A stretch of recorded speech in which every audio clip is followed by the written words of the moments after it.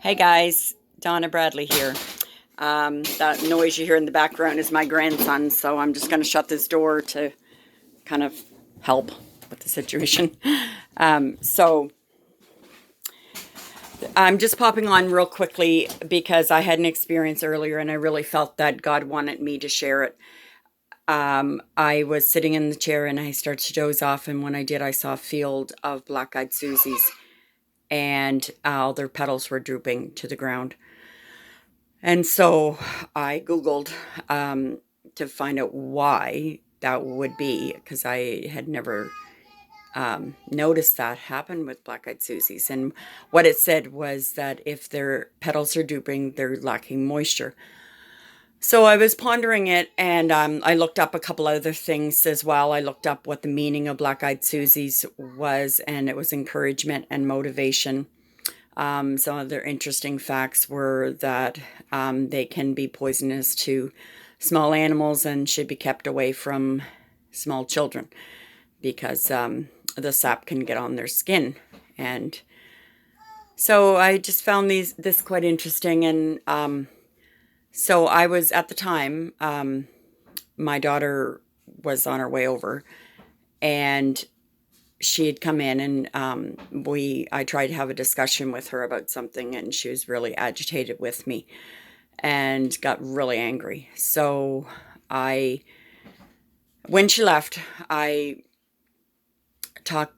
started to talk to me, and he told me that this generation, my daughter is around 27, and that generation is like the black-eyed Susie, that they're lacking moisture, that they haven't had enough encouragement, and they lack motivation because of it. And this really explained a lot to me. And so I just wanted to take a minute to share that. And I really feel that I'm supposed to start pouring into this generation to really challenge them, but to also share the goodness of God with them, because they need some rain. They need some moisture. They need to know that they're valued, that they're loved, right? When I think of moisture, I think of tears, and as a mother, I have seen so many injustices that have been going on with that generation, but then their children are now receiving the blunt of it as well.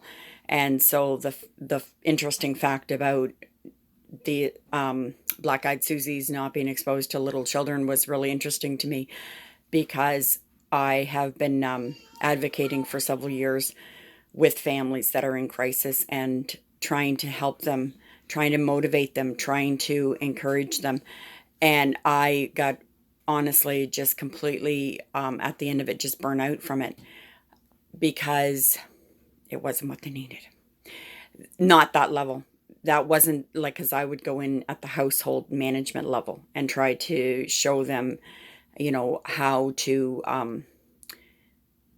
make sure that the children had what they needed, right? And that they had a state of cleanliness in their houses, that the children had meals and proper nutrition and all of the things that, as moms, we just expect that this generation would know to do. But there's just such a lack of motivation, and I couldn't understand it. But I really believe that what God is calling me to do is to start stirring them and talking to them and just sharing some of the information and knowledge that I have as a seasoned mother, as a grandmother. I have 13 grandchildren, and one of them lives with me because his mother is dealing with crack addiction, and that's hard. It's really been a challenging situation for her, and because yeah, I just can't even really explain it, because I know that she has had mighty experiences with God throughout this time in her life, where she actually has, felt his presence in such a degree that it was like he rescued her and saved her life. And so, uh, as a mom, I've just been really questioning what's wrong. Like, what is it with this generation? And I really believe that God gave me some insight today that they are lacking moisture, that they're lacking the encouragement that they needed from moms. I didn't know. I was a young mom.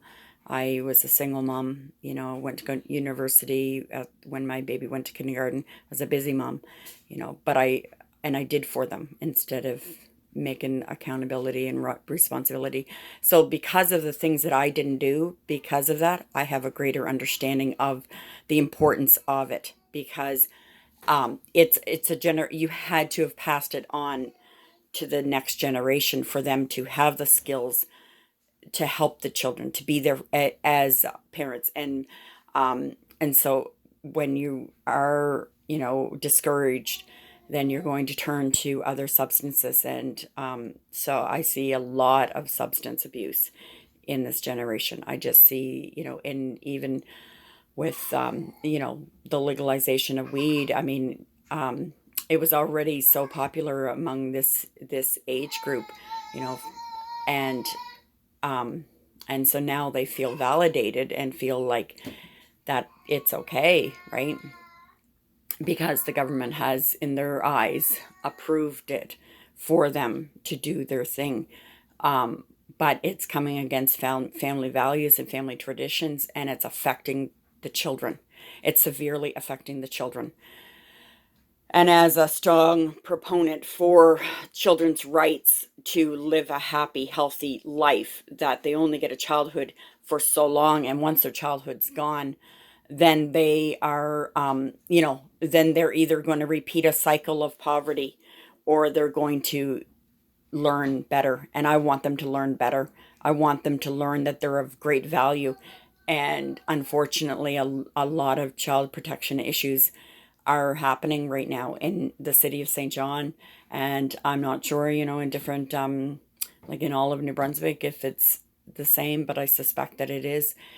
And so I just wanted to kind of come on to share that. But over the next several days, I believe that God's going to give me more insight to share with this generation, um, tidbits and very important things that if they apply to their life,